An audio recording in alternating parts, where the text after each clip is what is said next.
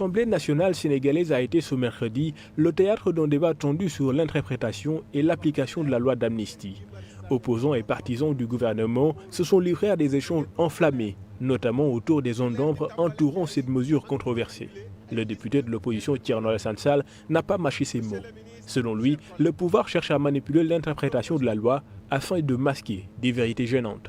N'ayant pas pu convaincre l'opinion publique, le régime PASTEF a opté pour ce qu'il croit être de la ruse bien cousue, mais qui n'est rien d'autre qu'un flagrant coup de force parlementaire.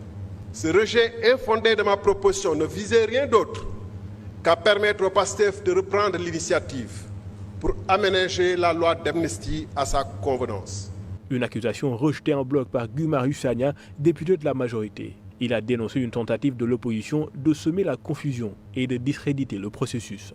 PASTEF devrait être encouragé et félicité parce qu'il dit à ses ministres, à ses propres membres et camarades, on n'acceptera plus qu'on donne un permis de tuer à un ministre ou à qui que ce soit. Buñ ko comprendre, ça va se répéter et demain, ça sera vous les victimes. De son côté, la députée Anta Babacar Ngom a pris ses distances avec les deux camps. Si elle reconnaît la nécessité de faire la lumière sur les événements qui ont conduit à l'adoption de la loi, elle refuse une vérité partielle. Qui a tué Cheikh Koli, Moussa Dramé? Qui a torturé Pape Abdoulaye Touré? Qui a tué le policier? On veut savoir.